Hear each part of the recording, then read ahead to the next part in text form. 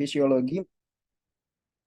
Untuk anatomi fisiologi mungkin nanti akan saya lewatkan ya. Jadi silakan teman-teman pelajari terkait dengan anatomi fisiologi dari jantung. Harapannya di masa akademik atau di S1 teman-teman sudah memperdalam terkait dengan anatomi fisiologi sehingga kita tinggal melanjutkan aja untuk di jenjang profesi ini. Kemudian yang terakhir baru saya akan berdiskusi terkait dengan dari hasil rekaman EKG itunya, rekaman EKG sendiri. Kalau misalnya kita berbicara terkait dengan EKG, pasti erat kaitannya dengan adanya sistem konduksi. Nah, jantung sendiri itu ada 3 sifat dari otot jantung. Yang pertama, jantung itu bersifat automatisasi, atau jantung itu secara otomatis akan menghasilkan impuls tanpa adanya dorongan dari otak, tanpa adanya dorongan dari manapun, dia bersifat otomatis akan menghasilkan impuls. Nah, kemudian sifat jantung yang kedua, otot jantung yang kedua ini adalah konduktivitas. Ini adalah konduktivitas di mana impuls yang sudah dihasilkan oleh jantung dari pacemaker itu nantinya akan dihantarkan ke otot-otot jantung untuk nantinya otot jantung bisa berkontraksi untuk mengedarkan darah dari jantung ke seluruh tubuh. Kemudian yang ketiga ini ada excitability atau eksitasi, di mana untuk eksitasi ini jantung mampu berespon terhadap adanya rangsangan dari luar. Seperti itu. Nah, ini adalah sifat dari otot jantung yang teman-teman harus ketahui terlebih dahulu. Di mana untuk sistem konduksi itu nanti akan dibagi ada 2, yaitu ada pacemaker dan juga ada jalur konduksi. Untuk pacemaker dia berfungsi sebagai seperti PLN atau dia generator atau dia menghasil dari impuls gitu. Nah, pacemaker sendiri itu ada berapa? Itu ada 3. Ada SA node, itu yang paling pertama, dia terletak di inferior dari vena cava superior. Kemudian yang kedua itu ada AV node, dia letaknya ada di dekat katut tricuspid. Kemudian yang ketiga adalah serabut Purkinje atau serabut Purkinje gitu. Nah, ini adalah 3 generator atau 3 pacemaker yang ada pada jantung. Dan masing-masing ini punya impulsnya masing-masing gitu. Untuk SA node dia menghasilkan impuls 60 sampai dengan 100 kali per menit. Kemudian untuk AV node 40 sampai 60 kali per menit dan serabut Purkinje dia 20 sampai 40 kali per menit. Pada orang normal atau yang tidak ada masalah, generator pertama adalah SA node. Jadi impuls akan keluar dari SA node sebesar 60 sampai 100 kali per menit. Itulah kenapa normal heart rate gitu ya. Kita hitung normalnya 60 sampai 100 kali per menit gitu. Karena memang generator pertama SA node itu menghasilkan impuls 60 sampai 100 kali per menit. Kemudian bagaimana nurse kalau misalnya SA node-nya ini mengalami masalah gitu. Kalau misalnya memang SA node ini mengalami masalah, jantung tidak semata-mata langsung berhenti, tapi langsung diambil alih fungsinya oleh AV node. Seperti itu. Begitupun kalau misalnya memang AV node ada masalah, maka generator akan diambil fungsinya semuanya oleh serabut Purkinje. Seperti itu. Nah, pada orang normal, generator impuls yang keluar dari SA node nanti akan dihantarkan melalui jalur konduksi ke AV node. Tapi apakah di AV node nanti impulsnya langsung disebarkan ke seluruh ke apa namanya pacemaker yang selanjutnya?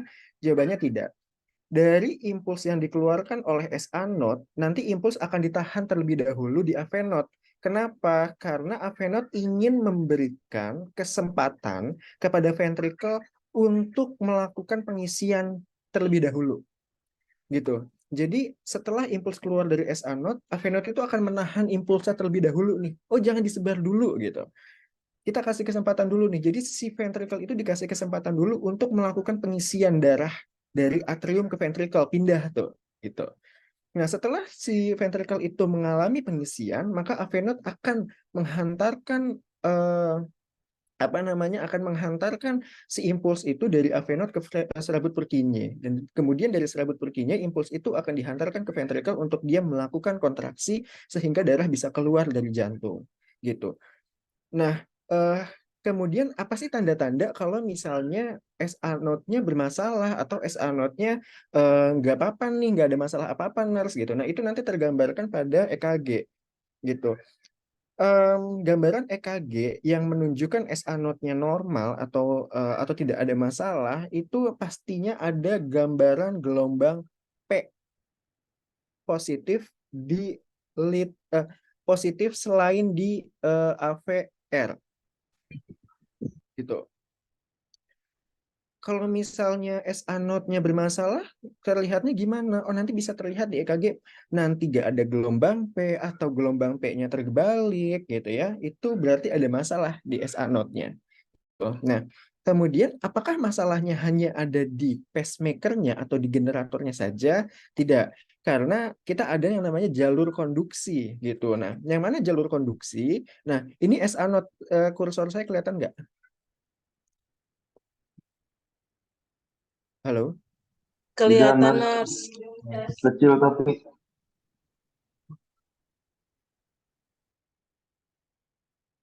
Nah, ini SA node nih. Ini SA node ini adalah generator pertama kita gitu ya. Dia letaknya ada di inferior vena cava, sorry, ada di bawah vena cava superior gitu ya. Nah, impuls pertama kali akan keluar di sini gitu. Ketika dia keluar sebesar 60 sampai dengan 100 kali per menit, maka dia akan dihantarkan melalui internodal. Nah, dia akan dihantarkan melalui internodal ke AV node. Nah, penghantaran dari SA node ke AV node ini nanti akan tergambar di interval PR saat kita lakukan perekaman EKG. Gitu. Ya, jadi impuls yang dihantarkan dari SA node ini ya melalui internodal, sebentar ya.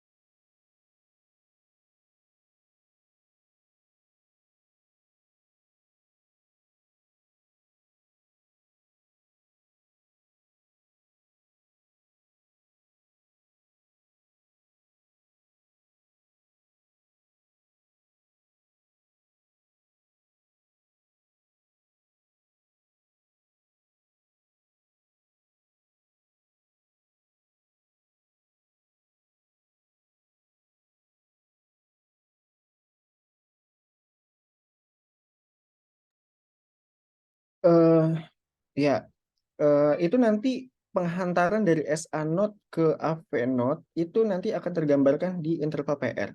Nah, kemudian apakah dia hanya menghantarkan ke AV node saja? Ada beberapa yang impulsnya itu ke arah atrium kiri ini melalui Bachmann bundle gitu ya.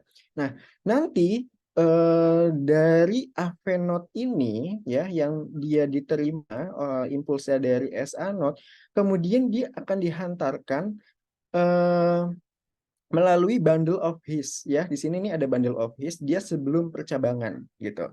Ini bundle of His ya, ada di sini nih. Jadi dia akan dihantarkan keluar keluar melalui bundle of His, kemudian dia akan bercabang ke bundle branch di mana ada right bundle branch, ada left bundle branch gitu ya. Di mana kalau misalnya nanti di sini terjadi masalah di bundle branch-nya, itu nanti akan ada sebutan yang namanya right bundle branch block atau left bundle branch block atau RBBB dan LBBB gitu ya. Di mana nanti gambaran R-nya, gelombang R-nya itu ada R aksen atau dia apa namanya berbentuk seperti telinga kucing gitu atau telinga kelinci gitu ya. Di mana untuk right bundle RBBB atau right bundle branch block dia akan ada gambaran nanti di V1 untuk telinga kucingnya, kemudian untuk LBBB dia nanti ada di V6 apa namanya telinga kucingnya gitu. Nah, kemudian dari bundle branch ini nanti dia akan masuk ke serabut Purkinje. Dari serabut Purkinje ini dia nantinya akan menyebar ke ventricle. Seperti itu. Nah, nanti impuls ini akan menstimulus otot jantung untuk melakukan kontraksi. Gitu sehingga nanti darah bisa dikeluarkan ke jantung keluar dari jantung ke seluruh tubuh ataupun ke paru-paru. Gitu.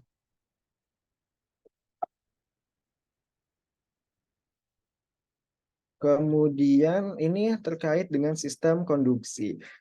Nah, Yang selanjutnya ada yang namanya potensial aksi kalau misalnya di jantung. Tapi sebelum kita masuk ke potensial aksi, yang perlu teman-teman ketahui adalah sel jantung itu ada dua tipe. Ada dua jenis sel pada jantung. Di mana untuk sel yang pertama itu namanya adalah sel autoritmik. Sel autoritmik ini adalah sel untuk generator atau pacemaker. Dia yang menghasilkan impuls. Dan hanya ada 1% di jantung. Dan lokasinya ada di pacemaker, yaitu di SA node, AV node, dan serabut Purkinje. Gitu. Itu untuk sel autoritmik. Kemudian untuk sel yang kedua, ini ada sel kontraktil. Di mana sel ini berfungsi untuk melakukan kontraksi dan jumlahnya ada 90%. 99% pada jantung. Kenapa kok jumlah sel kontraktil lebih banyak ya dibandingkan dengan sel autoritmik? Jelas karena fungsi kontraksi itu lebih berat gitu, karena jantung harus mengkontraksi atau mengejeksikan darah dari jantung ke seluruh tubuh, dan itu perlu power atau tekanan yang kuat untuk dapat mengeluarkan darah dari jantung, sehingga jumlah sel kontraktil itu 99%, dan sel autoritmik itu hanya ada 1% dan letaknya ada di pacemaker atau di generator jantung gitu. Nah, potensial aksi dari masing-masing sel ini itu berbeda prosesnya, di mana kalau misalnya potensial aksi pada sel kontraktil itu akan ada eh, sampai fase 4, di mana fase 4 ini adalah fase istirahat gitu ya. Tapi kita akan bahas dulu terkait dengan sel autoritmik. Nah, sebenarnya kalau misalnya potensial aksi itu apa sih gitu ya? Kan pasti kita bertanya-tanya nih, apa sih yang dimaksud dengan potensial aksi? Sebelum tahu terkait dengan potensial aksi, ion ion pada tubuh atau elektrolit pada tubuh itu berpengaruh pada potensial aksi. Nah, ion yang eh, berpengaruh pada potensial aksi itu ada tiga. Ada kalium, ada natrium, dan ada kalsium gitu. Makanya kenapa kalau misalnya pasien, oh hiperkalemi, oh hipokalemi gitu ya, oh dia risiko nih untuk terjadinya aritmia gitu ya, karena memang ion ini berpengaruh terhadap potensial aksi, yaitu bisa potensial aksi di otot jantung gitu ya. Jadi ada tiga ion. Nah, potensial aksi itu sendiri apa? Nah, potensial aksi ini adalah rangsangan listrik. Nah, potensial aksi ini adalah rangsangan listrik yang menyebabkan adanya perubahan posisi pada ion. Gitu. Di mana perubahan ion ini seperti masuknya ion natrium dari cairan luar sel atau dari ekstrasel itu ke dalam intrasel, sehingga menyebabkan muatan yang ada di dalam sel itu menjadi lebih positif dibandingkan dengan yang ada di luar sel. Seperti itu. Ini yang dinamakan dengan potensial aksi. Nah, proses dari perubahan muatan tadi gitu ya, natrium masuk ke dalam sel gitu ya, itu kan perubahan muatan. Nah, itulah yang dinamakan dengan depolarisasi gitu. Nah, ketika dia sudah mengalami perubahan muatan gitu ya, masuk natrium dari luar ke dalam gitu ya, kemudian kalium keluar, itu depolarisasi. Tapi ketika muatannya mulai kembali normal gitu ya, muatan di dalam kan semulanya normalnya itu yang ada di dalam, ingat ya, yang ada di dalam sel itu awalnya negatif. Tapi ketika ada potensial aksi, dia akan berubah menjadi lebih positif. Gitu. Nah, itulah yang dinamakan dengan depolarisasi. Ketika isi muatan dalam sel itu berubah lagi menjadi lebih negatif, itulah yang dinamakan repolarisasi. Jadi kembali ke semula. Gitu. Ya. Jadi depolarisasi kan gini, ada beberapa pemahaman depolarisasi itu apa? Oh, depolarisasi itu kontraksi gitu ya. Padahal bukan, beda. Tapi urutannya depolarisasi dulu baru kontraksi. Habis itu repolarisasi baru relaksasi. Gitu ya. Teman-teman itu yang perlu diperhatikan. Nah, adanya proses depolarisasi dan repolarisasi ini itulah yang dinamakan dengan potensial aksi gitu. Nah, pada sel autoritmik, potensial aksi itu dimulai kita ini ada mulai ya, ini di sebelah sini itu ada fase istirahat ya. Kenapa ini? Ini ada fase istirahat, di mana fase istirahat ini apa namanya? Dia berada pada muatan negatif 60 gitu. Ingat ya, di dalam sel mulanya itu muatannya negatif gitu. Nah, dia awalnya nih ada di negatif 60. Nah, kemudian si jantung ini kan tadi sifatnya ada eksitasi gitu ya. Dia akan berpengaruh tuh, ada rangsangan di situ sehingga akan menyebabkan teman-teman nanti akan tahu yang namanya kanul. Di sel itu ada kanul natrium, ada kanul kalium, ada kanul kalsium gitu ya. Nah, ketika dia eksitasi gitu ya, maka kanul natriumnya ini dia akan membuka gitu. Ketika kanul natriumnya ini terbuka, maka si natrium yang tadinya ada di luar sel, dia akan masuk perlahan-lahan ke dalam sel, gitu, sehingga menyebabkan muatan yang ada di dalam sel itu menjadi lebih positif. Yang tadinya ada di negatif 60, dia akan ada di negatif 35, gitu. Ya, ketika nanti natrium sudah masuk dan dia sudah mencapai titik poin yang kita namakan sebagai threshold, ini threshold ya, ini threshold di negatif 40, maka kanul kalsium itu akan membuka gitu. Ketika kalsium ini masuk ke dalam sel, itu akan membuat muatan yang ada di dalam sel menjadi positif, yaitu sampai positif 20 nih. Ya, ini peak point-nya nih, titik puncaknya nih. Ini positif 20. Ini terjadi ketika si natrium dan kalsium sudah masuk ke dalam sel. Gitu.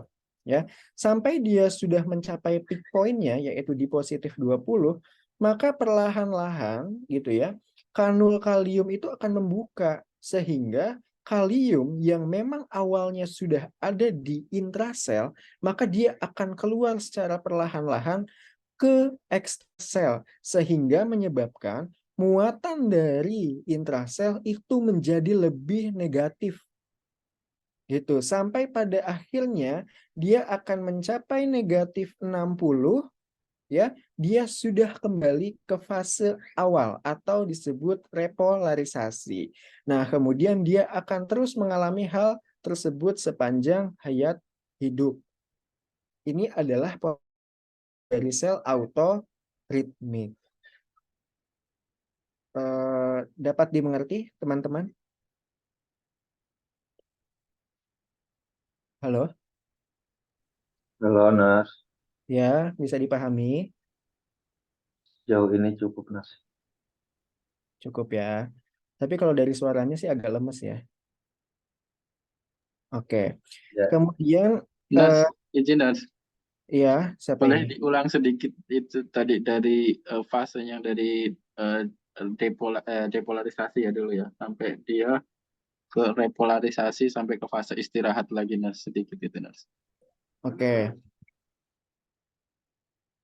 eh Gini, potensial gini. Saya jelasin dari potensial aksi awal dulu ya. Potensial aksi itu adalah perubahan muatan yang ada di dalam sel, gitu.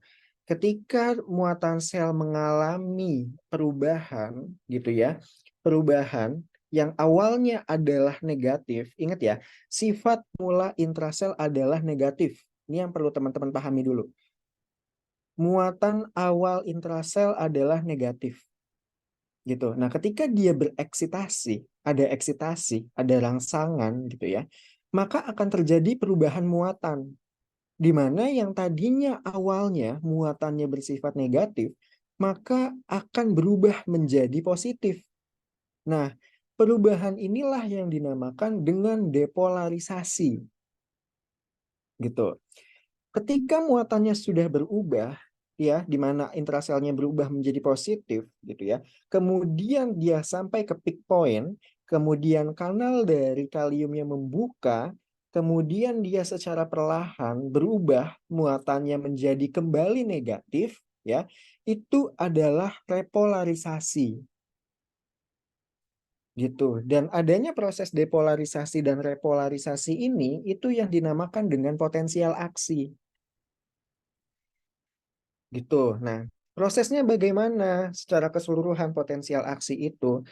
Fase awalnya muatan di dalam sel itu ada di negatif 60 nih ya. Ya, teman-teman bisa lihat ya di sini ya. Ini muatan awalnya ini negatif 60 nih gitu di dalam sel kita, di dalam sel autoritmik itu gitu. Kemudian karena dia sifat jantung tadi bereksitasi gitu ya, dan dia harus melakukan dan dia harus mengeluarkan impuls gitu ya. Jadi ketika ada eksitasi atau rangsangan gitu ya, ini akan menyebabkan kanal natrium membuka. Ketika kanal natrium itu kanal itu tahu kanal nggak? Kanal itu kayak saluran gitu loh. Makanya kenapa namanya banjir kanal timur gitu ya, karena saluran, bentuknya saluran gitu. Ketika si kanal atau si saluran natriumnya itu terbuka, maka natrium itu akan masuk ke dalam sel. Nah, eh, natrium itu kan sifatnya positif. Nah, semakin ditambah muatan positif, maka suasananya akan semakin positif dong. Gitu. Nah, sehingga yang di intrasel ini tadinya negatif 60, dia secara perlahan akan lebih positif, yaitu menjadi negatif 35. Nih, ketika natrium masuk gitu ya. Kemudian di apa namanya? Kok 35 sih? Sorry, negatif 45 gitu ya. Nah, kemudian ketika dia natriumnya terus masuk gitu ya sampai dengan di negatif 40, maka akan terjadi threshold gitu ya. Di mana kanal dari kalsium ini terbuka nih di sini nih. Nah, di sini nih. Nih. Ini kanal natrium kanal kalsium akan terbuka sehingga kalsium itu juga akan ikut masuk ke dalam sel. Gitu ya. Kalsium ikut masuk ke dalam sel ini menyebabkan muatan yang ada di dalam intrasel, yang ada di dalam sel itu menjadi positif gitu ya. Di mana untuk peak point-nya atau puncaknya ini akan ada di positif 20 nih di sini. Ketika dia sudah mencapai puncaknya di positif 20, maka kanal kalsium ini dia akan close, tertutup nih di sini nih. Nih ya, di sini nih. Di sini dia akan tertutup nih kanal kalsium. Nah, selain kanal kalsiumnya dia tertutup, kanal kaliumnya akan membuka. Nah, ketika kanal kaliumnya membuka, maka kalium itu akan keluar dari intrasel ke ekstrasel. Sehingga muatannya itu akan landai, dia menurun ke arah negatif karena kaliumnya keluar gitu. Turun ya sampai dia akan kembali ke titik negatif 60 gitu. Bisa dipahami, teman-teman? Iya, oke, Nas. Lanjut. Oke ya. Ini untuk potensial aksi dari sel autorit nih. Kemudian untuk potensial aksi dari sel kontraktil itu juga berbeda. Di mana kalau misalnya untuk apa namanya potensial aksi di sel kontraktil sel kontraktil dia akan ada fase 0, fase 1, fase 2 dan fase 3 gitu ya. Di mana untuk fase 4 ini dia adalah fase istirahat atau resting membran potensial gitu. Di mana untuk awalnya dia akan ada di negatif 90. Jadi berbeda ya. Ketika potensial aksinya terjadi di autoritmik ya, posisi resting membrannya ya untuk sel autoritmik ini ada di negatif 60. Tapi untuk di sel kontraktil dia ada di negatif 90 gitu ya, teman-teman. Nah, gini, tadi kita ingat saat di depolarisasi sel autoritmik nih ya. Ini semoga saya ngejelasinnya bisa dipahami sama teman-teman. Ini karena berkesinambungan. Ingat yang tadi fase depolarisasi di sel autoritmik? Depolarisasi di sel autoritmik itu terjadi ketika apa tadi? Halo? Cairan intrasel ke ekstrasel. Kenapa? Ekstrasel ke intrasel yang depolarisasi. Ya, betul. Nah, ketika dia masuk, si natrium ini dia masukkan nih ke dalam sel di sel autoritmik, itu ternyata ada juga natrium yang masuk ke sitoplasma sel. Tahu ya sitoplasma? Itu ada yang masuk ke sitoplasma sehingga dia akan merangsang untuk terjadinya potensial aksi di sel kontraktil gitu. Nah, ketika dia masuk ke dalam sel gitu ya, inilah yang sudah disebut sebagai fase 0 atau depolarisasi cepat gitu. Ketika si natrium itu masuk ke dalam sel atau dia mengalami fase, ini bisa dilihat di sini ya teman-teman ya di tabel ini nih. ECF itu extracellular fluid. Kalau ICF itu intrasel itu sebentar.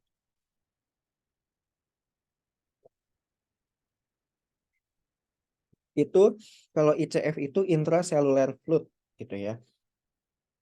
Tadi dari sisa-sisa si potensial aktif di sel autoritmik itu kan ada natrium yang masuk nih. Nah, masuknya sel natrium ini ke sitoplasma, inilah sudah memulai fase 0 di potensial sel kontraktil.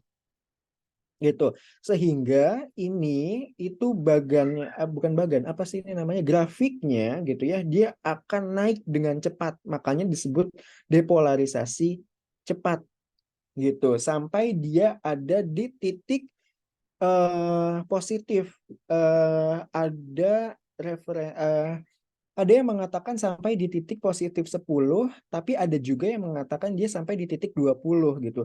Tapi yang pasti dia akan menyebabkan apa namanya si grafiknya ini ya, si depolarisasi ini muatannya itu sampai ada di positif pokoknya gitu. Gitu. Tapi ada yang mengatakan sampai positif 10 muatannya sampai ada juga yang mengatakan dia sampai di positif 20 gitu ya. Apa namanya teman-teman. Nah, ketika dia sudah mencapai di apa namanya muatan positif ya yang tadi mau itu di positif 10 atau positif 20, maka kanal natrium itu dia akan menutup gitu. Nah, ketika kanal natrium ini menutup, kemudian digantikan dengan kanal kalsium itu membuka. Sehingga kalium yang ada di intrasel ini dia keluar ke ekstrasel. Dan membukanya kanal kalium dan keluarnya kanal kalium ini masuk ke dalam fase 1 dari potensial aksi sel kontraktil. Gitu. Jadi kalau misalnya ditanya tanda-tanda fase 0 potensial aksi sel kontraktil gitu ya. Kanal natrium membuka dan natrium masuk ke dalam intrasel. Gitu. Ya. Kalau misalnya ditanya tanda-tanda fase 1 potensial aksi, bukan tanda-tanda kala 1 ya, beda. Tapi tanda potensial aksi sel kontraktil fase 1 apa tanda-tandanya? Tanda-tandanya kanal natrium tertutup, kanal kalium membuka, dan kalium keluar dari intraseluler. Gitu. Nah, fase 1 ini itu juga disebut repolarisasi cepat. Sampai dia grafiknya itu mengalami yang namanya potensial dasar atau apa sih namanya plat plat gitu ya. Eh, saya sih nggak tahu dibacanya ya, tapi tulisannya plateu gitu. Kalau saya sih ngebacanya plat gitu ya, sampai dia datar lah gitu ya. Nih, kan dia kaliumnya keluar ya dari intrasel nih. Dia landai karena dia keluar muatannya sampai dia datar ada di posisi 0. Nih, ini adalah fase 1 gitu. Nah, kemudian setelah dia mencapai muatannya itu 0, ini dia antara kalium dan kalsium akan mencapai keseimbangan gitu ya. Ketika dia sudah mencapai 0 ya, ini akan mengalami keseimbangan gitu ya. Kemudian kanal kalsium akan membuka sehingga kalsiumnya itu akan masuk dari ekstraseluler ke intraseluler. Gitu. Ini dia mengalami pertukaran nih di sini nih ya. Kalsium sama kalium ini dia akan mengalami pertukaran seperti itu. Nah, kemudian dia akan menyebabkan muatannya itu akan kembali negatif.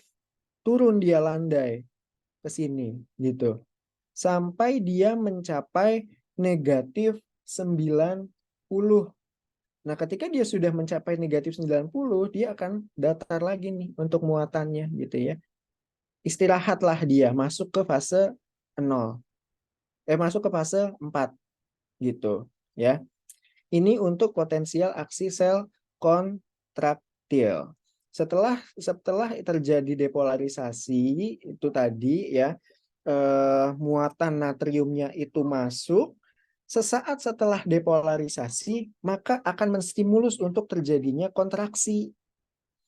Gitu. Makanya ini adalah dua hal yang berbeda. Depolarisasi, kontraksi, repolarisasi, relaksasi. Gitu.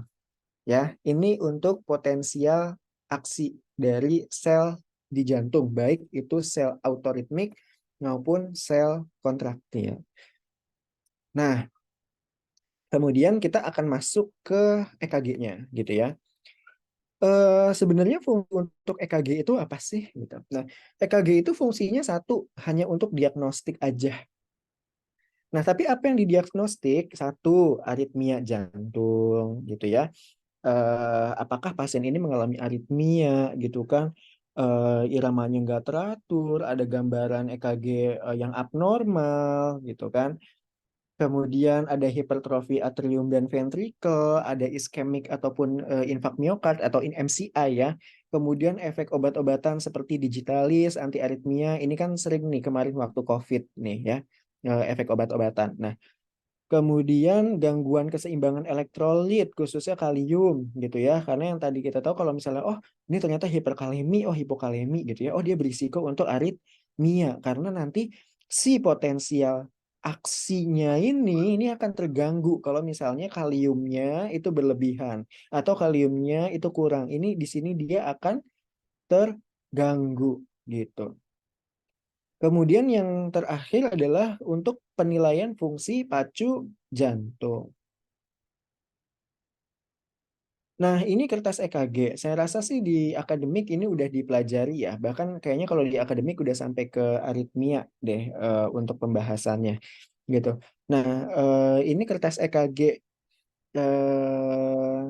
standarnya sebentar.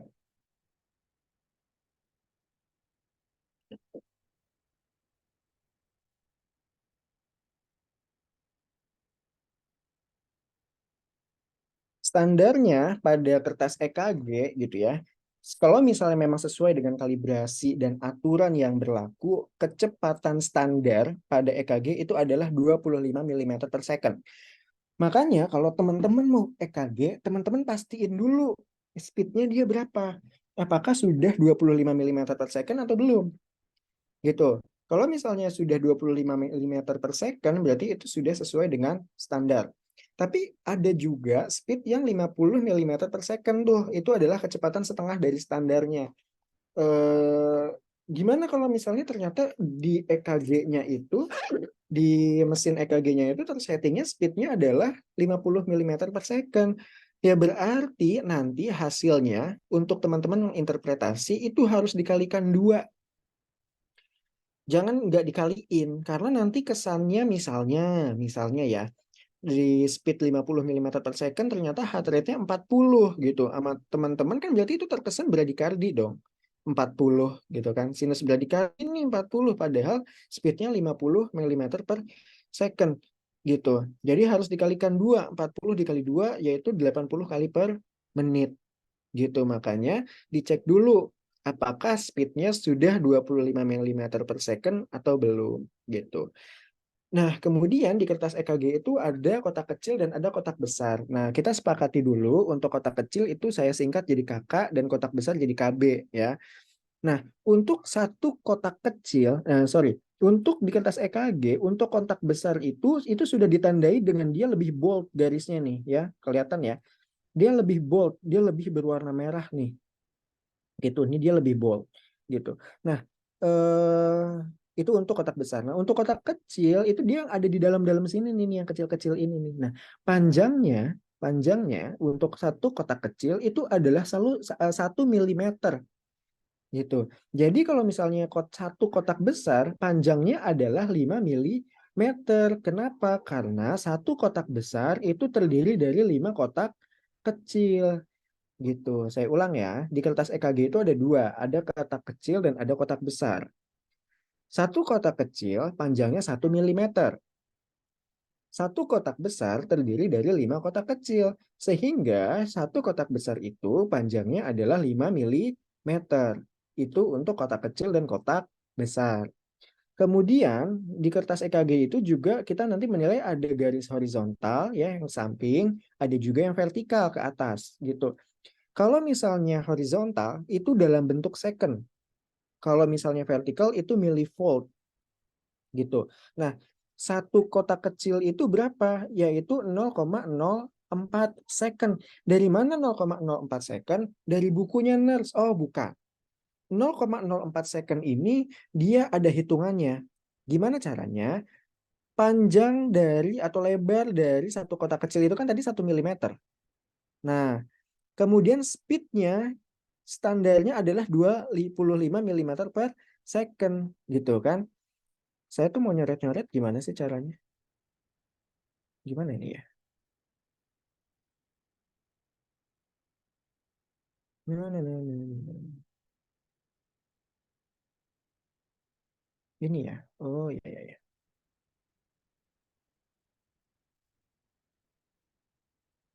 Oh ya bisa. Nah, eh, satu kotak kecil.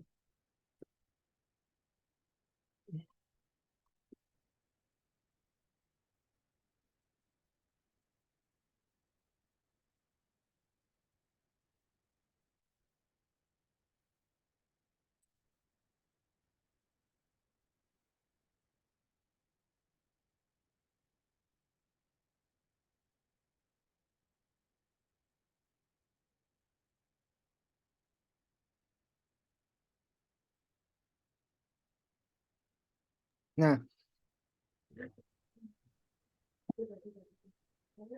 nah satu kotak kecil itu 1 mm kan. Nah, jadi 1 mm, 1 mm gitu. Nah, kemudian speednya berapa? Sesuai dengan standarnya itu adalah 25 mm per second gitu. Jadi 1/25 mm per second. Ini 25 mm per second.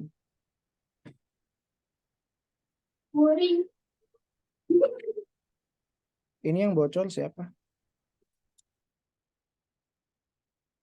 Nah, jadi untuk garis horizontal di kertas perekaman EKG atau jantung ya, untuk garis horizontal dia adalah 1 mm per 25 mm per second gitu. Nah ini milimeternya kan kalau misalnya kita bagi ini kan habis gitu. Nah 1 dibagi 25 itu adalah 0,04.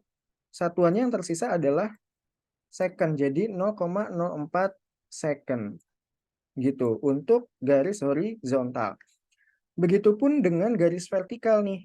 Dia 1 mm ya, sesuai dengan panjang dari kotak kecilnya. Nah, kalau misalnya vertikal, dia itu kita menggunakan 10 mm per millivolt gitu. Sehingga 1 dibagi 10 ini akan hasilnya menjadi 0,1 millivolt gitu. Jadi untuk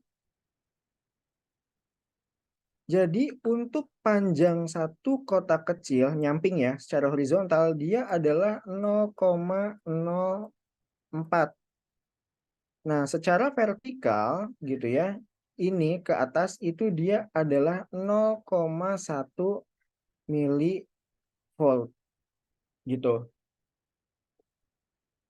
Untuk garis horizontal EKG maupun garis vertikal EKG gitu.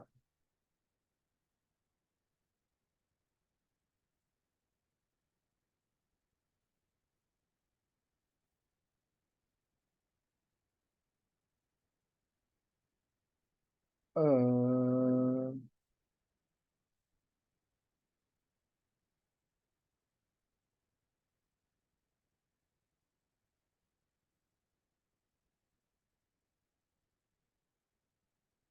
nah, kemudian kita masuk ke sandapan. Eh, Kalau misalnya kita belajar EKG, ada yang namanya sandapan bipolar, ada yang kita kenal sebagai sandapan unipolar, ada juga sandapan nanti di em, dada gitu ya, atau prekordial.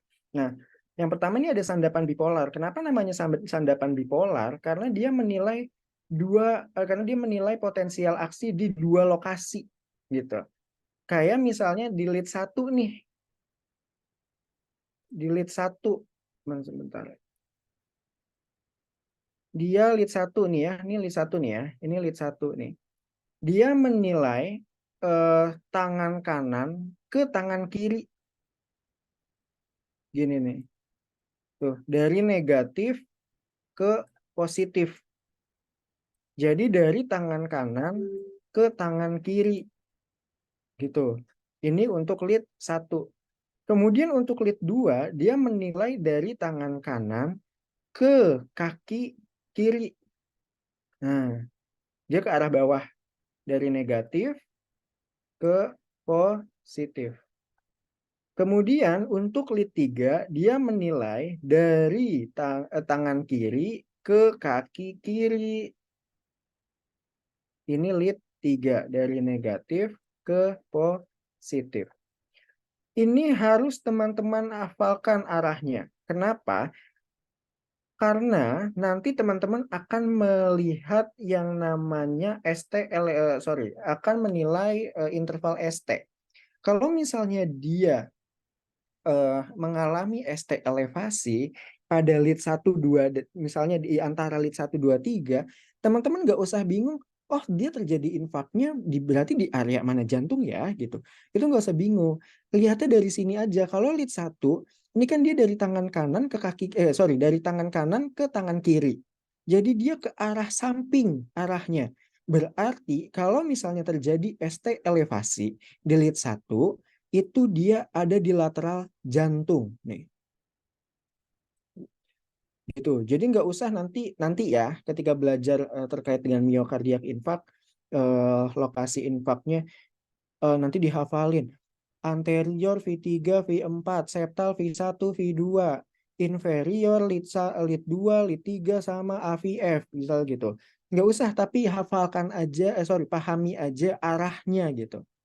Ya, kalau lead 1 dia dari tangan kanan ke tangan kiri, jadi dia ke samping seperti ini nih. Nah, jadi karena dia ke samping, bilateral.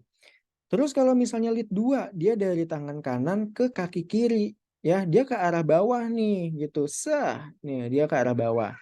Berarti bawah itu inferior. Berarti kalau misalnya nanti ketemu ST elevasi di lead 2, dia berarti area infaknya ada di inferior jantung. Begitupun dengan lead 3, dia ke arah bawah gini. Nah, dari tangan kiri ke kaki kiri. Jadi karena dia arahnya ke bawah, ketika ada ST elevasi di lead 3 gitu ya, dia berarti ada infak di area inferior jantung. Nih, gitu. Nah, coba sekarang teman-teman lihat lead 2 nih. Ya, ini lead 2 nih ya, lead 2. Arah lead 2 ini dari tangan kanan ke kaki kiri. Ini arahnya nyerong. Ini ke arah jam 5 gitu ya. Ini ke arah jam 5. Nah, arah ini sesuai dengan arah berjalannya impuls. Nih ya, kalau misalnya kita tarik ke atas lagi. Nah, nih. Ini kan sesuai nih tadi lead 2. Ke sini kan, ke arah samping sini kan, ke arah jam 5 kan. Arah impuls itu kan dari SA node ke AV node, kemudian ke arah bundle branch, habis itu ke serabut Purkinje. Ini kan searah jarum jam 5 gitu. Ini sama seperti lead 2. Nah, ini searah lead 2 gitu. Nih ya, searah lead 2 ini nih. Dia lead 2 itu dari tangan kanan ke kaki kiri. Itulah kenapa kalau kita mau menginterpretasikan EKG, itu yang kita lihat adalah lead 2. Kenapa? Karena lead 2 dianggap merepresentasikan jari jantung pasien atau jantung kita karena arahnya ini sama dengan arah impuls yang tadi sudah kita bahas di atas di sistem konduksi. Jadi kalau misalnya nanti supervisi, teman-teman mau interpretasi lihat dulu di lead 2-nya gitu. Kalau misalnya ditanya kenapa dilihatnya di lead 2? Iya, karena lead 2 itu dia menilai tangan kanan ke kaki kiri gitu. Sehingga arah ini sesuai dengan arah impuls jantung sehingga bisa merepresentasikan kondisi yang ada di jantung pasien atau ada di jantung kita gitu. Ya, ini untuk sandapan bipolar. Kemudian ada sandapan unipolar. Kalau misalnya sandapan unipolar ini hanya menilai di satu lokasi hanya menilai potensial aksi di satu lokasi. Jadi kalau misalnya ini belum diganti ya. Jadi ada AVR, kalau AVR itu ada di tangan kanan, kemudian ada AVL ini di tangan kiri, kemudian ada ini AVF ini untuk kaki. Nah, lihat AVR. Tadi kan berjalannya potensial aksi itu yang tadi di sandapan ini kan dari negatif ke positif bukan? Nah, kita lihat sekarang di unipolar, tepatnya di AVR. Ini negatif nih. Nih, tengah-tengah ini negatif. Nih, ya.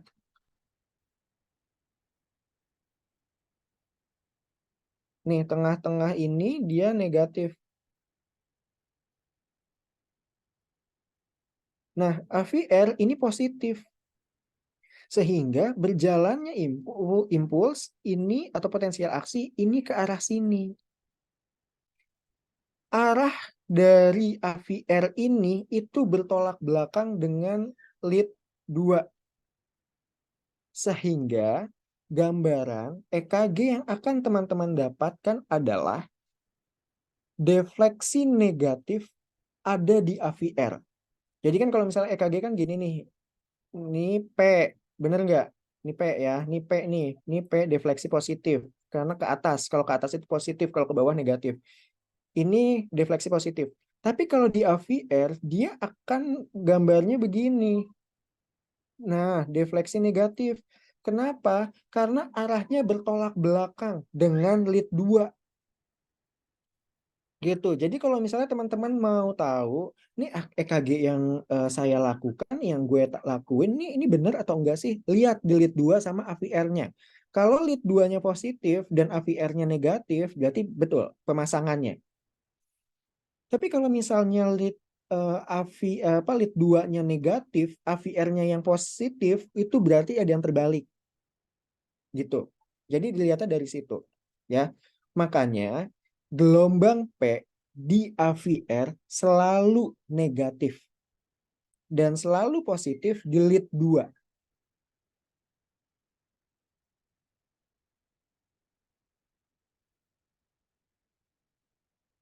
Gitu ya.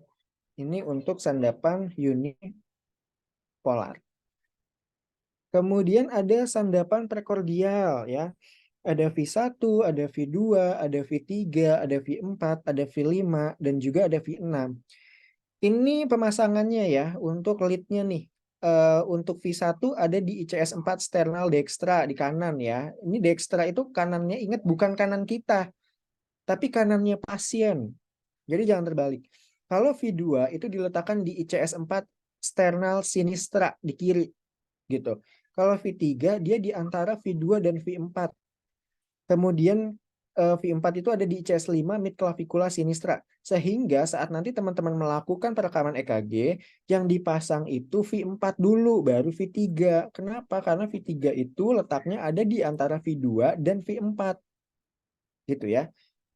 Kemudian V5 ada di ICS 5 anterior axilla. Nih dia ada ini ketek nih, axilla ya, ketiak. Ini dia ada di area depannya gitu. Ini harusnya nih V6 nih posisinya di tengah-tengah axilla nih. Nah, itu dia V5 itu ada di anterior aksila ICS 5. Terus V6 itu ICS 5 mid aksila gitu. Nurse, saya pernah lihat deh di EKG kok sampai belakang ya ngerekamnya gitu. Kalau misalnya ada indikasi gitu ya, kita mau melihat kondisi jantung di area posterior, itu bisa dipasang V7, V8, dan V9 gitu. Di mana untuk V7 itu dipasangnya sejajar V5, V6 atau ada di ICS 5, tapi posterior aksila untuk V7. Kemudian untuk V8 dia ada di ICS 5 mid scapula gitu. Untuk V8 kan kalau V4 itu mid clavicula, tapi kalau V8 itu mid scapula gitu. Nah, V9-nya ditaruhnya di ICS 5 di dekat vertebra gitu, di dekat tulang belakang gitu. Itu V9, tapi itu kalau misalnya memang kita mau melihat kondisi atau kita curiga ada masalah di posterior jantung gitu ya.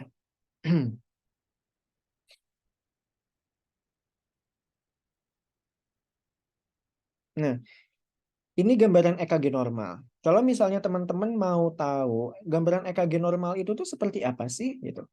Gambaran EKG normal itu gelombang P selalu diikuti dengan gelombang QRS ya, atau kita sebutnya irama sinus. Jadi kalau misalnya irama sinus itu adalah gelombang P yang diikuti dengan gelombang QRS gitu. Nah, kalau misalnya teman-teman mau melakukan interpretasi dari EKG, yang harus teman-teman lakukan adalah teman-teman tandai dulu, biar gampang ya, teman-teman tandai dulu garis baseline-nya atau isoelektrisnya. Nah, garis isoelektris atau garis baseline-nya itu sesuai dengan interval PR nih, yang ini nih ya. Ini kita bikin, Masya Allah. Nah, ini kita gambar nih baseline-nya. Nah ya, sini ini ya mencong.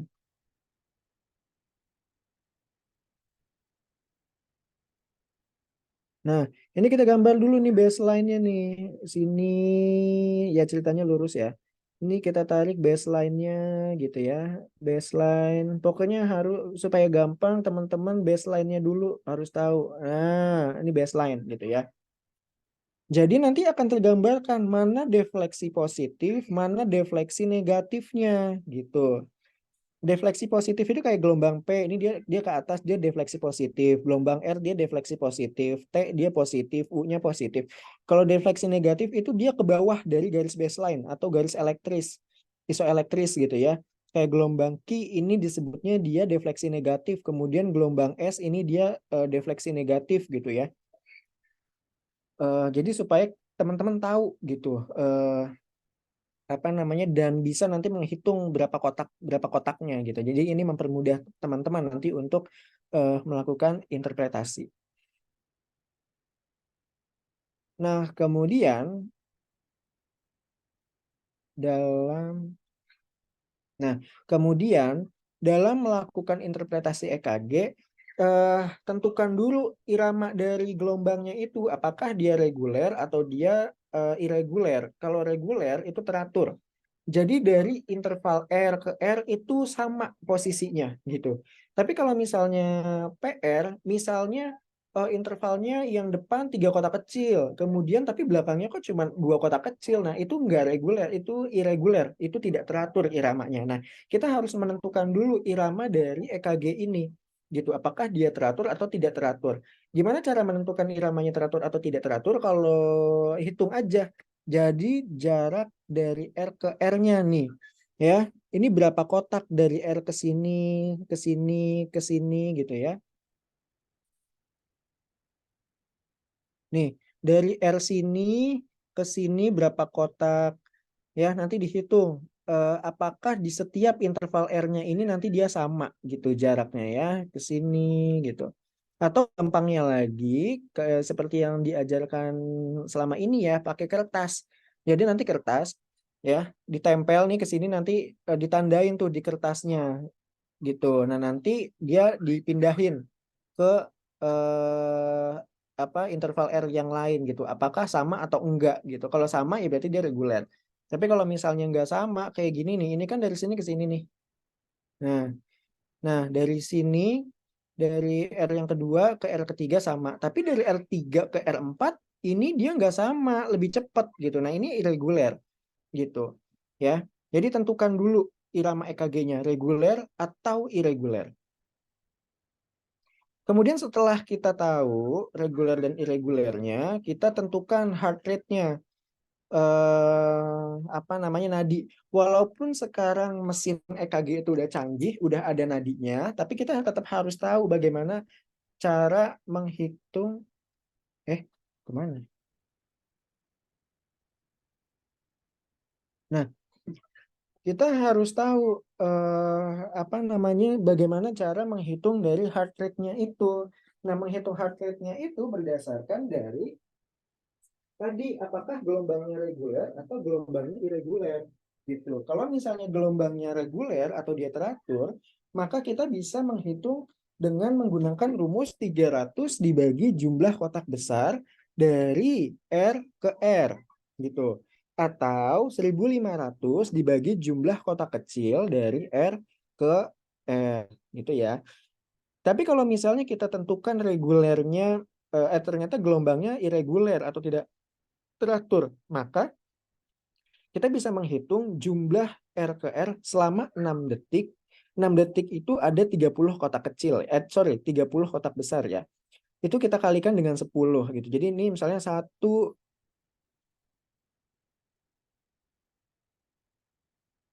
ini 1, 2, ini yang irregular ya. 3, 4, 5, 6, 7, 8, 9. Nah, ini ada 9 jumlah R gitu ya selama 6 detik. Berarti 9 dikalikan dengan 10. Jadi heart rate-nya adalah 90 kali per menit. Gitu ya. Jadi dikalikan. Kalau misalnya dia kalau misalnya dia iramanya reguler, kita lihat aja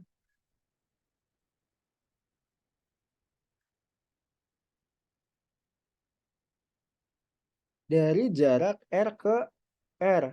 Misal kita ambil di gambar awal. Ya. Kalau misalnya kita mau pakai kotak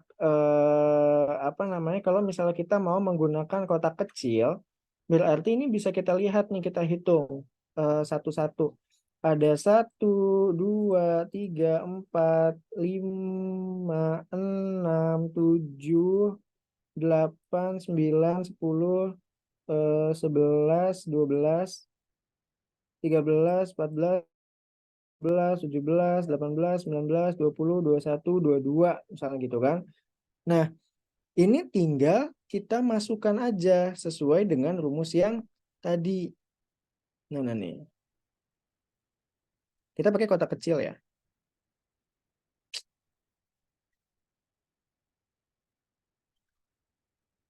Nah, tinggal dibagi aja 1500 dibagi 22 kotak kecil misalnya gitu.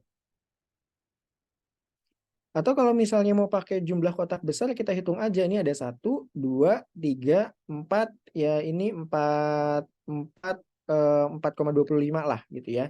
Ya nanti tinggal dibagi oleh 300 gitu untuk menentukan heart rate. Nah, kemudian setelah kita menentukan heart rate-nya gitu ya, kita harus menginterpretasikan gelombang P. Nah, gelombang P tadi ya, ini muncul karena adanya impuls dari S anode.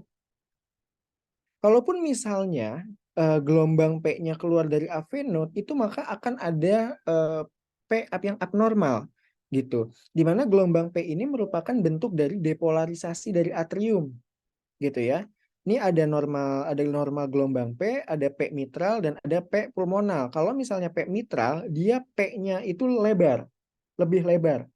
Tapi kalau P pulmonal gitu ya, ini dia lebih tinggi gitu. Jadi ini kalau misalnya P mitral ini lebih dari 0,3 nih, 0,3 second. Kalau misalnya P pulmonal dia lebih dari 0,3 milivolt gitu. Karena normalnya gelombang P itu kurang dari sama dengan, ingat ya, ada sama dengannya. Kurang dari sama dengan 0,3 milivolt atau lebarnya kurang dari sama dengan 0,12 second atau detik. Gitu. Atau kurang dari sama dengan 3 kotak kecil. Gitu ya. Nah, untuk gelombang P ini untuk kita menginterpretasikan untuk bisa mengetahui apakah ada kelainan pada atrium. Gitu ya. Oh, ternyata di SA node-nya itu ada masalah gitu ya, atau di atriumnya ini ada masalah, atau misalnya ada sumbatan di right coronary arterinya, di arteri koroner kanan misalnya gitu ya, sehingga SA node-nya bermasalah. Oh, gelombang P-nya jadinya abnormal nih gitu. Ya, ini fungsinya kita menginterpretasikan gelombang P. Kemudian setelah kita menginterpretasi dari gelombang P, kita harus menginterpretasi interval PR. Interval PR itu diukur dari awal gelombang P, ini ya, nih, awal gelombang P sampai dengan awal gelombang QRS nih. Nah, ya, ini PR interval. Jadi awal gelombang P sampai dengan awal gelombang QRS, di mana untuk normalnya dia adalah 0,12 sampai 0,20 gitu. Sekarang saya tanya, kalau misalnya ternyata interval PR-nya itu ada 0,24, berarti menurut teman-teman apa interpretasinya? Ada masalah apa? Kita tadi udah belajar sistem konduksi di awal. Menurut teman-teman ada masalah apa kalau misalnya ditemukan ternyata interval PR-nya itu 0,24? Yuk, siapa yang mau coba jawab?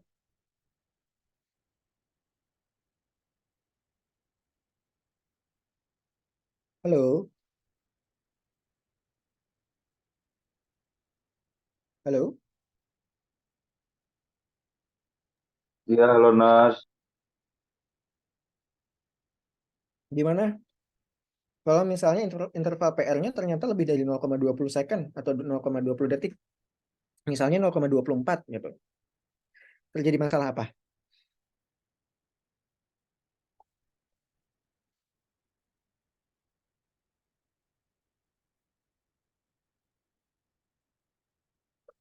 Halo? Iya bentar Nas. Ayo, masalahnya ada di mana? Tadi di awal udah saya sebut.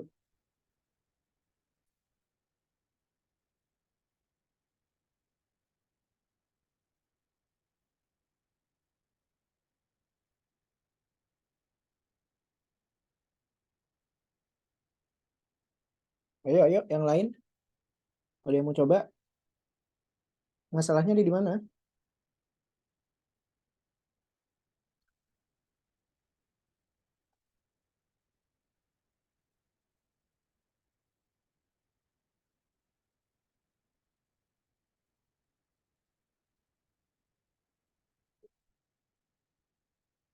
Nah, masalahnya ada di mana? Konduktivitas, Nars.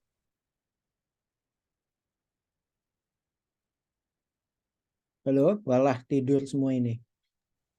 Enggak Nas, kita lagi telah nyari dulu.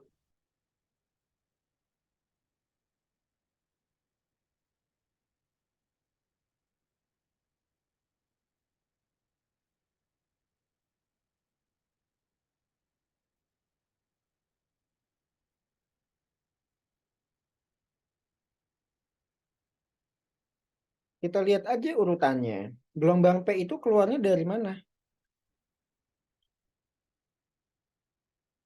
Gelombang P keluarnya dari mana? SA node. SA node. Nah, impuls dari SA node ke AV node melalui apa? Bachmann bundle Lewat. lewat internodal fiber. Ya, jadi kalau misalnya interval PR-nya dia lebih memanjang, berarti ada masalah di internodalnya atau ada di jalur konduksinya. Sini, jalur konduksi sebelah sini. Nah, gitu ya. Karena interval PR itu kan dari sini, dari SA not ke AV not. Jadi kalau misalnya dia memanjang, berarti ada masalah nih di area sininya nih, di jalur konduksinya. Nah, jalur konduksinya mana? Jalur konduksinya ada di yang internodal. Gitu. Ya, itu untuk interval PR. Kalau misalnya gelombang P-nya tadi bermasalah, berarti ada masalahnya di sini. Gitu. Kalau interval PR-nya bermasalah di sini. Gitu ya. Kita balik lagi.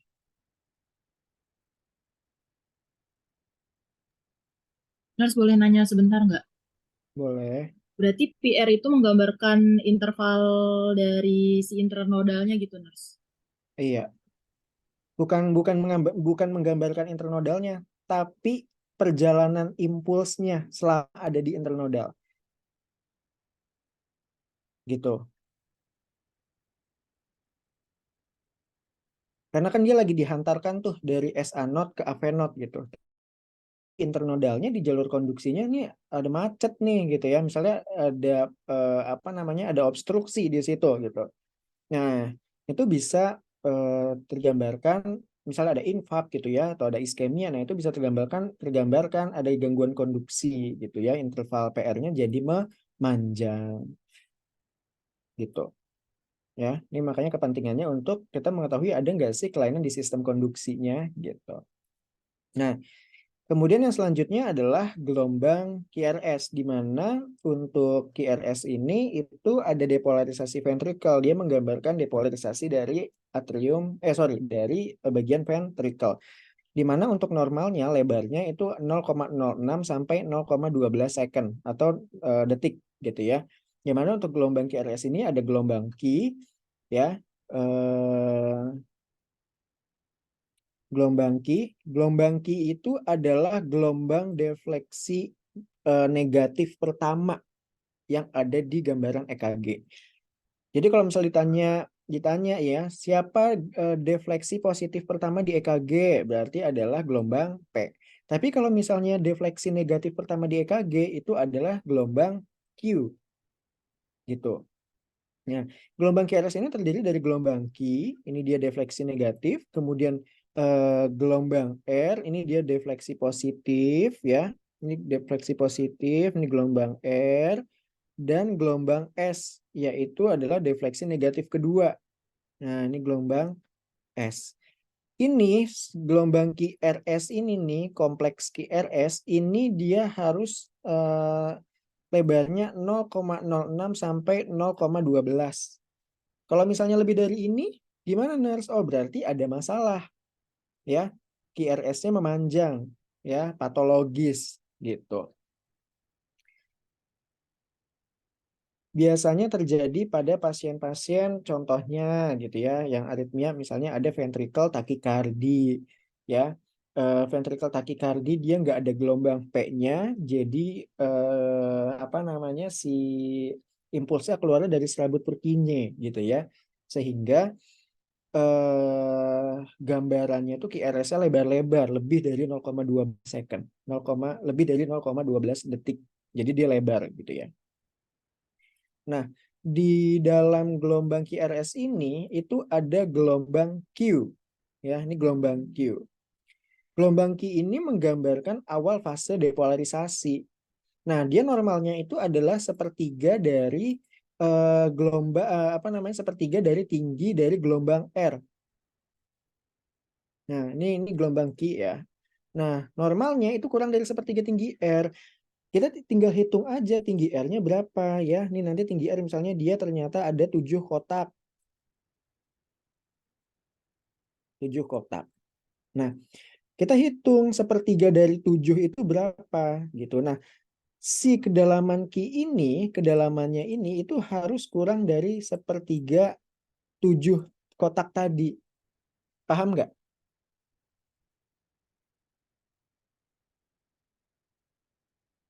Diulang. Jadi gelombang Q, ini kan gelombang Q nih. Normalnya itu adalah kurang dari sepertiga tinggi R. Jadi kita hitung dulu mana ya contoh gambar. Eh,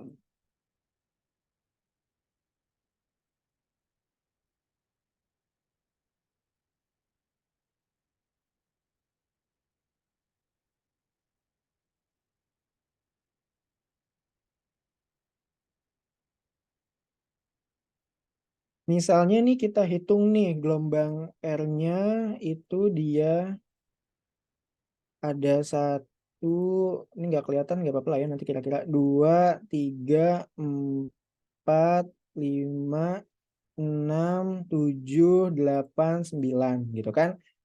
Gelombangnya 9. Kita hitung sepertiga dari 9 itu berapa? Berapa? Sepertiga dari 9 berapa? 3. 3. Berarti gelombang Q-nya harus kurang dari 3 kotak.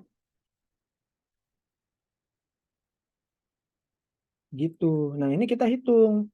Berapa? 1. Nah, berarti normal atau enggak? Normal, Nars. Normal. Gitu. Untuk kita menentukan apakah gelombang Q-nya itu normal atau tidak. Kalau misalnya dia ternyata lebih dalam, berarti ada Q patologis. Nah, Q patologis itu menggambarkan apa? Q patologis itu menggambarkan adanya injury atau infark atau iskemi gitu ya.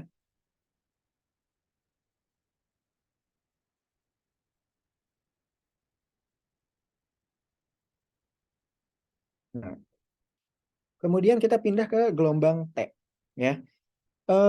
Gelombang T itu merepresentasikan repolarisasi ventrikel di mana untuk normalnya pada lead dada itu tingginya kurang dari 0,1 milivolt di lead dada. Gitu ya di V1 sampai V6. Kalau di lead ekstremitas itu kurang dari 0,5 milivolt.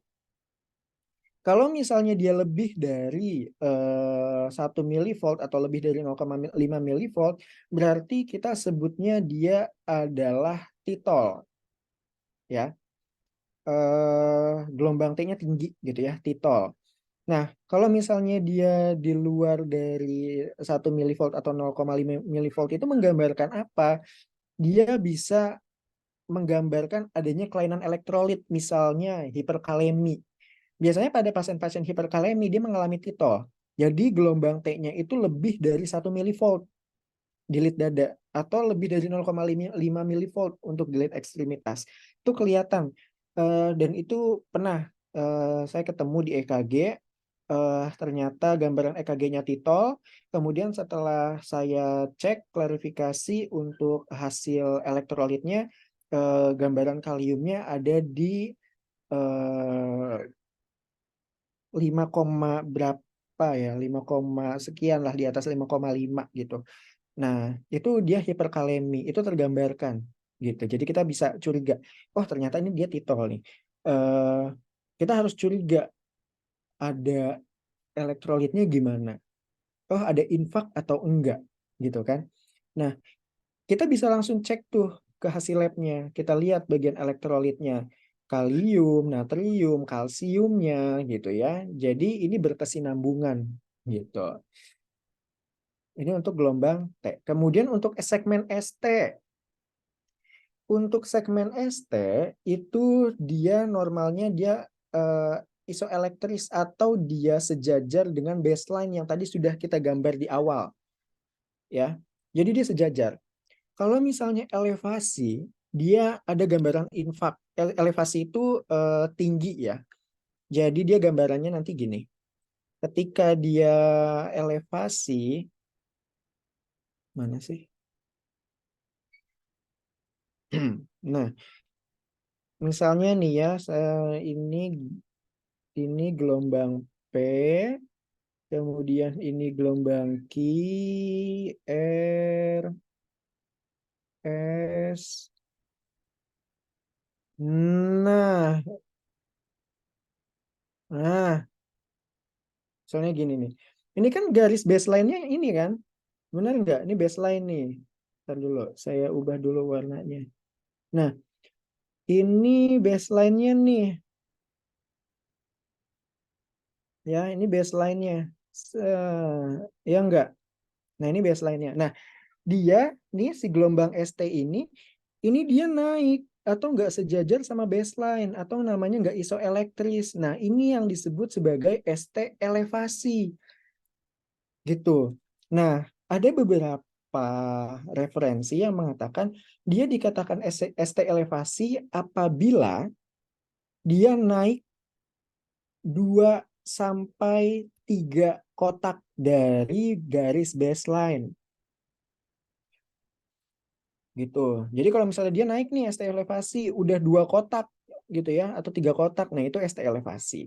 Tapi kalau misalnya masih 1 kotak gitu ya atau dia cuma naik dikit gitu ya, itu dia masih disebut isoelektris gitu ya. Ada buku yang menyatakan seperti itu. Jadi acuan dia dikatakan ST elevasi itu ketika sudah naik lebih dari 2 atau 3 kotak di atas garis baseline. Itu ST elevasi. Kalau misalnya ST depresi gimana? Kalau misalnya ST depresi, dia gambarannya ini misalnya gelombang P, kemudian Q, R, S.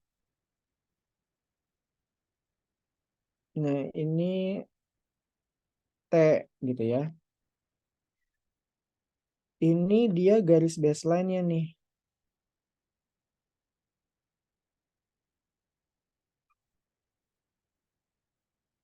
Nah, ini dia ada di bawah dari garis baseline. Ini disebut ST depresi. Biasanya pada pasien-pasien iskemi. Nah, ini ST elevasi, ini depresi. Gitu. Ya. Nah, nanti kalau misalnya pasien-pasien ST elevasi, ini ya, pasien ST elevasi, harus dilihat dia ST elevasinya di mana, gitu ya. Biasanya kalau ST elevasinya hanya ada di 1 lead, biasanya tidak bermakna. Tapi kalau misalnya sudah ada di 2 lead, setidaknya 2 lead yang berdekatan, nah itu sudah bermakna. Nah, kita lihat nanti ST elevasinya ada di mana gitu. Kalau misalnya dia ST elevasinya ada di V1 dan V2, agak capek sih ya. Ini harusnya pakai ini nih. Ini dia ada di area septal atau septum atau serong lah ya. Ini jadi kalau misalnya ada gambar kok septal. Septal. Jadi kalau misalnya kita lihat di jantung, nih dia, ini kan depan nih, ini depan nih. Nah ini dia ada di serong sininya nih, gitu. Ini septal, namanya gitu. Bayangin aja gambar lead ininya, V1 V2-nya gitu, ya. Mana tadi?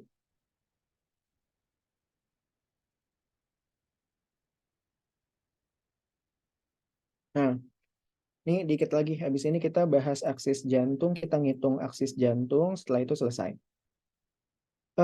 Septal, kalau di V1 V2. Kalau dia ada di V3 V4, berarti dia anterior. Benar, saya nemu kasus ST elevasinya kok ada di V1 sampai V4 ya? Ya memang ada yang seperti itu. Itu dinamakan anterior septal. Kalau V5 V6 dia lateral, samping. Gitu. Ya. Nurse, ada lagi yang dari V1 sampai V6, Nurse. Apa namanya? ST elevasinya itu gimana? Itu berarti ekstensif atau luas. Gitu. Jadi miokard infarknya dia sudah ekstensif atau sudah luas. Ada di V1 sampai di V6. Terus kalau misalnya ada di lead 1 nurse, lead 1 V5 V6. Berarti dia ada di lateral gitu ya. Kalau misalnya dia ada di lead 2 3 AVF, berarti dia ada di inferior gitu. Ingat tadi gambaran yang tadi sudah saya jelaskan di awal gitu ya. Itu untuk ST elevasi.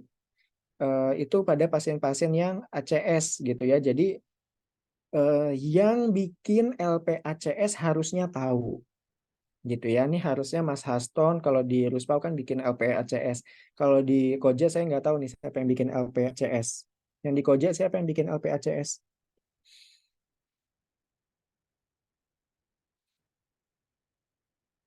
Siapa Ki atau David atau Latifah? Siapa yang bikin ACS? Dan harus dilihat. Nah, itu harusnya sampai ke sini gitu. Harusnya sampai ke, karena kan ada di pemeriksaan ya, ada di data tuh, ada pemeriksaan penunjang. Ya, itu harus ada tuh gambarannya. Untuk ACS kan ACS itu ada non-STEMI, ada STEMI, ada UAP gitu ya.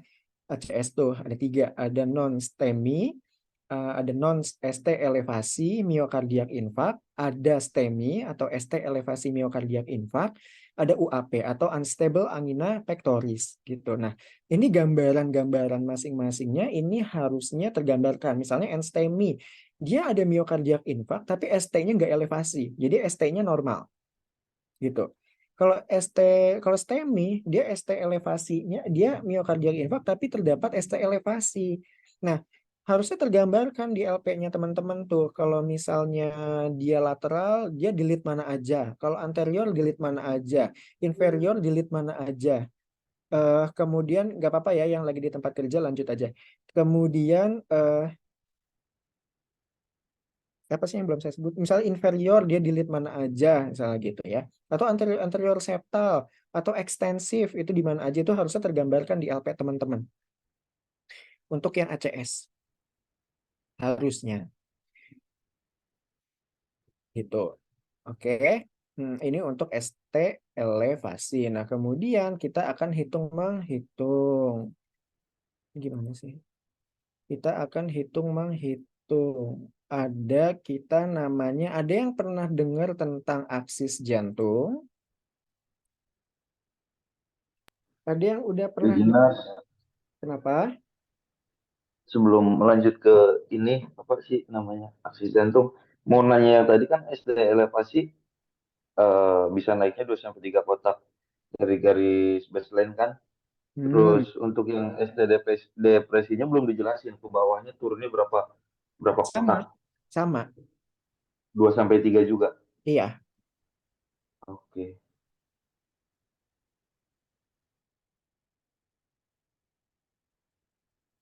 Ada lagi sebelum kita masuk ke aksis jantung, karena kita akan menghitung di sini. Tapi menghitungnya nggak ribet sih. Tapi untuk penentuan aksisnya nih seharusnya ya benar-benarnya itu harus pakai busur, kemudian harus pakai penggaris gitu. Harusnya.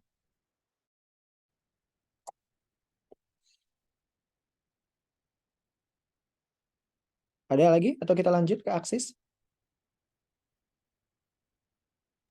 Lanjut, Nas. Oke. Ada yang udah pernah dengar aksis jantung atau sudah pernah dibahas di akademik? Aduh, duh. Ada yang pernah dengar aksis jantung itu apa? Dia menggambarkan apa?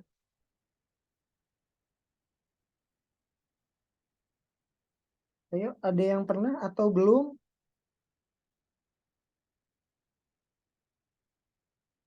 Halo, Lupa, Nas. tapi udah pernah dengar. Kalau nggak salah dulu Bu Halim, cuman penjelasan aja nggak pernah lihat gambar kayak gini. Aksis jantung itu adalah arahnya.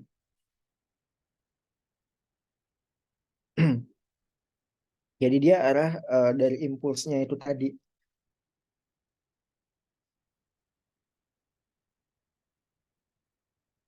Nah, eh, ada normal aksis, ada LAD, ada RAD, ada intermediate aksis.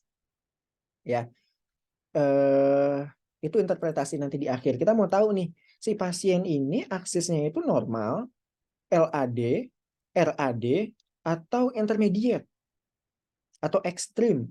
Ya, jadi ini tuh dia namanya selain intermediate, ini kan intermediate nih. Nama lainnya ekstrim, ekstrim aksis.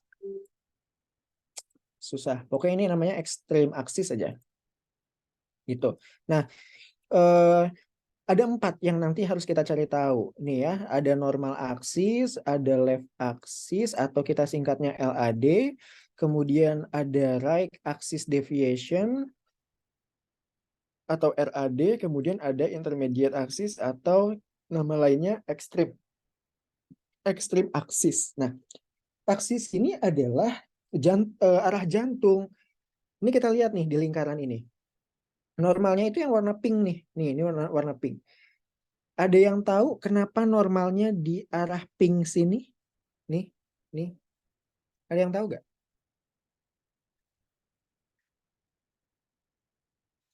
Ada yang tahu nggak? Ini berhubungan dengan yang tadi sudah saya jelaskan di atas.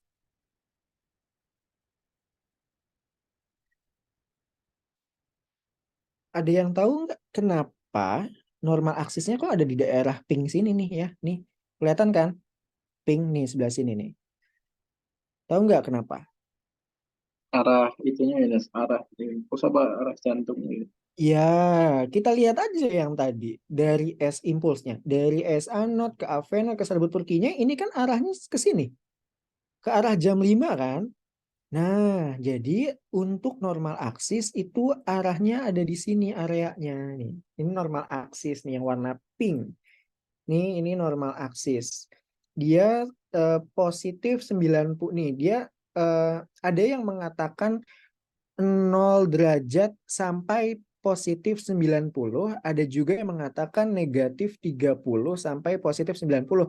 Tapi biasanya yang dipakai itu adalah yang negatif 30 sampai 90 sampai positif 90. Itu normal aksis. Kalau left axis kalau misalnya left axis gitu ya. Ini RAD nih sorry LAD, ini left axis atau deviasi aksis kiri. Jadi arah impulsnya bukannya ke bawah ke arah jam 5, ini dia malah ke arah sini gitu. Malah ke arah jam 1 jam 2 gitu. Dia itu ada di rentang negatif 30 sampai negatif 90 gitu.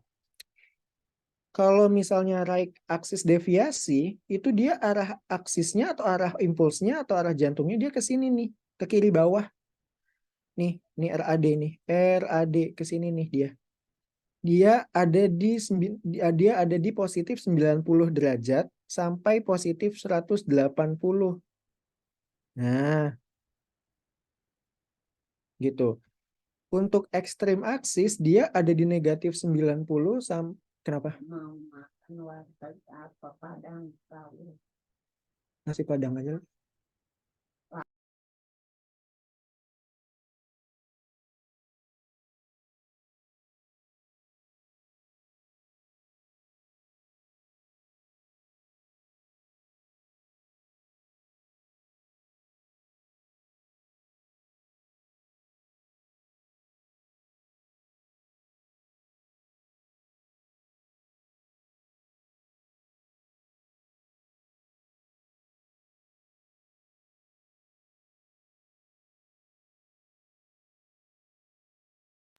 Nah, kalau misalnya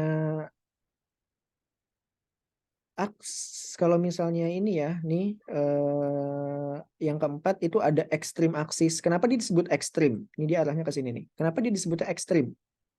Ada yang bisa jawab? Ekstrim aksis atau indeterminate aksis. Karena berlawanan arah impulsnya bukan, Nars? Betul, pinter. Karena dia berlawanan. Jadi yang harusnya si aksisnya itu normalnya dia ke arah sini, ke arah kanan bawah, ya ke arah jam 5. Tapi ini dia melawan arah gitu loh. Jadi dia ke sini justru. Nah, jadi dia ekstrim aksis. Disebutnya ekstrim atau indeterminate aksis gitu. Nah, dari mana kita bisa menentukan aksis? Kita harus lihat lead 1 dan lead AVF. Gitu. Ya. Dua lead ini yang akan kita lihat untuk menentukan aksis dari pasien. Kita langsung ke contoh ya. Hmm,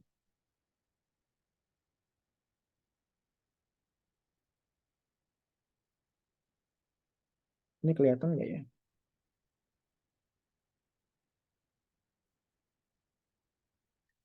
Agak buram sih ya.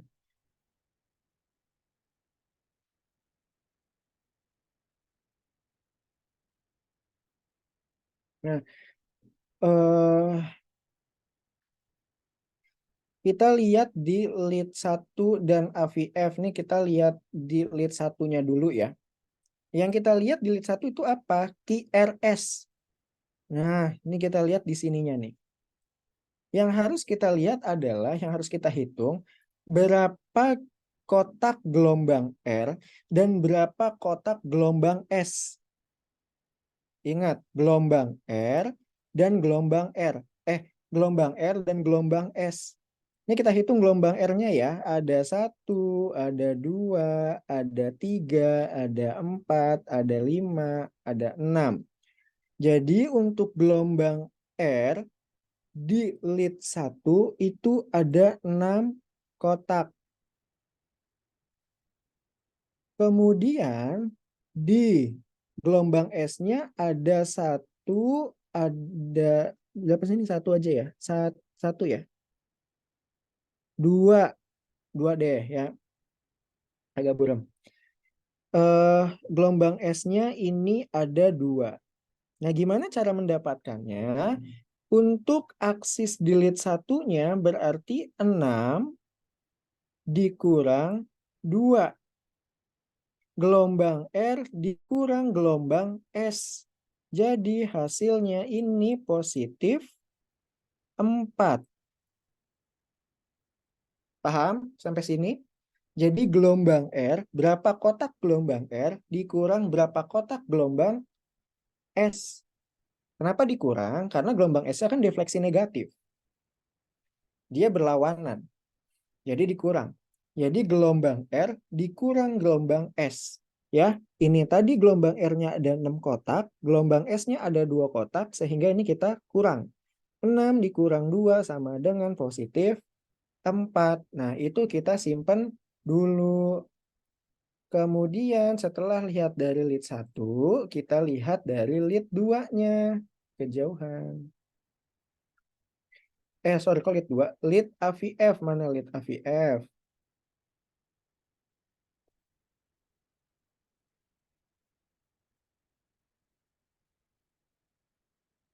Nah, ini ya lead AVF ya.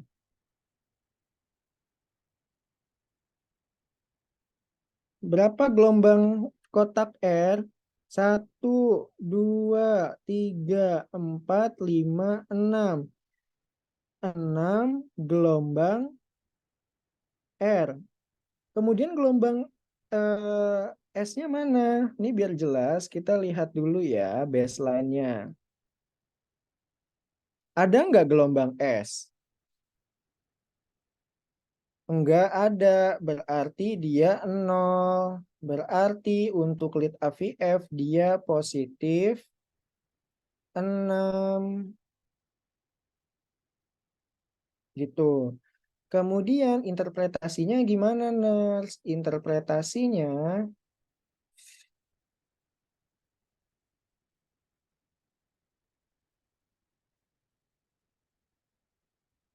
Interpretasinya adalah kita gambarkan dulu. Ini harusnya pakai penggaris sama busur ya. Kalau misalnya memang benar-benarnya gitu. Ini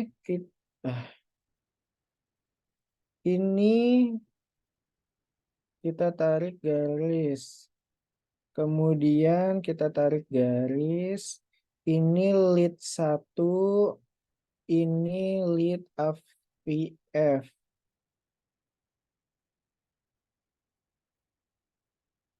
Lead 1-nya berapa?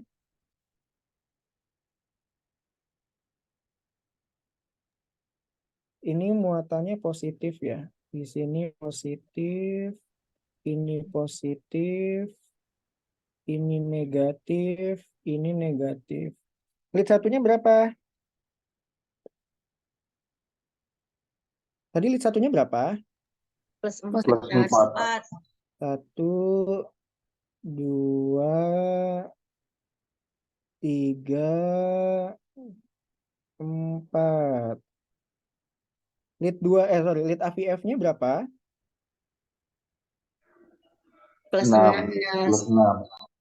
1, 2, ini balik lagi harusnya pakai penggaris ya guys. 3, 4, 5, 6. Titiknya di mana? Berarti ada di sini. Ini kita garis mencong ke sini. Berarti aksisnya ke sini. Nah, dia ada di daerah sini nih. Ini harusnya pakai busur ya untuk berapa derajatnya ya. Ini tapi dia ada di daerah sini nih. Kalau kita lihat gambar tadi berarti dia apa? Masuknya kemana? Ke normal. Ke TRS aksis juga. normal aksis.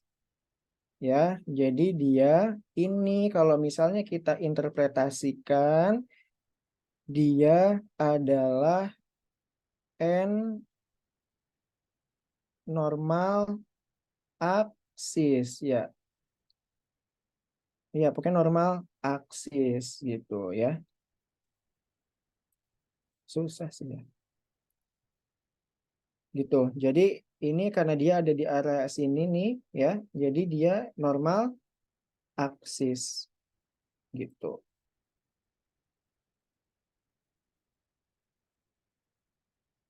Nih ya. Sesuai kan? Lead 1 positif, lead 2 lead 1 positif, lead AVF positif. Dia aksis normal. Gitu. Ada yang mau ditanyakan? Oh, ternyata ini setelah kita misalnya ya, saya nggak punya contoh yang ini sih. Misalnya di gambaran misalnya di gambar dari lead 1 dan lead AVF-nya ternyata untuk lead satunya positif 5 misalnya gitu. Terus untuk AVF-nya ternyata dapat misalnya ternyata di lead AVF-nya dapat negatif 4. Nah, kira-kira hasil aksisnya apa? Setelah dihitung, lead satunya ternyata positif 5, tapi lead AVF-nya itu negatif 4. Berarti kira-kira apa? Aksisnya ke arah mana? Kiri, Nars. Kiri. Kiri, dia ke arah atas sini ya. Nih, dia ke arah atas sini. Gitu, karena tadi berapa positif 5, terus negatif 4. 1, 2, 3, 4. Berarti pertemuannya di sebelah sini. Dia ke arah sini, ke LAD. Jadi arah impulsnya dia ke kiri atas. Gitu. Itu untuk aksis ya. Jadi kalau misalnya nanti supervisi, sekalian suruh interpretasi, kalian hitung atau kalian tentukan juga aksis jantungnya gitu. Ke arah mana dia? Dilihatnya dari lead 1 dan lead AVF. Ada yang mau ditanyakan? Paham?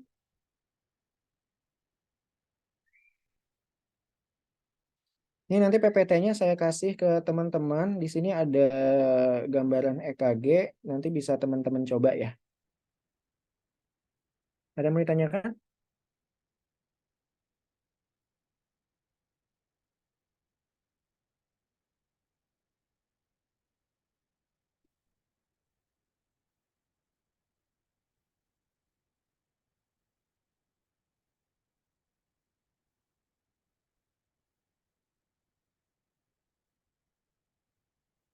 Saya share ya untuk PPT-nya ya. Hmm.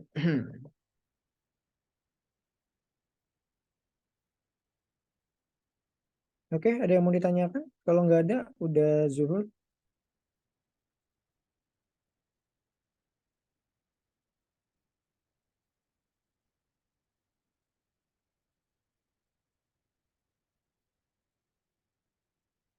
Bisa saya cukupkan?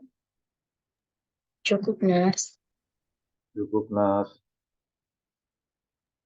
Oke, itu udah saya kirim ya ke Iki. Checklist chat 1, Ki. Kuotanya habis kali, Ki. Iya, di Zoom mahal, Nas. Oke, kalau gitu saya tutup ya. Untuk Iki, jangan keluar dulu, Ki. Untuk yang teman-temannya yang lain boleh, karena saya mau eh ada pemetaan untuk Kian. Jadi saya mau tahu teman-teman yang di Koja. Jadi untuk Iki tetap di sini, untuk yang teman-teman yang lainnya bisa keluar dari Zoom. Terima kasih sudah hadir di di siang hari ini. Semoga untuk supervisinya lancar dan mohon bisa nanti diulang kembali untuk interpretasinya. Sekian, saya cukupkan. Wassalamualaikum warahmatullahi wabarakatuh. Waalaikumsalam warahmatullahi wabarakatuh. Terima kasih, Terima kasih Nas. banyak, Nars.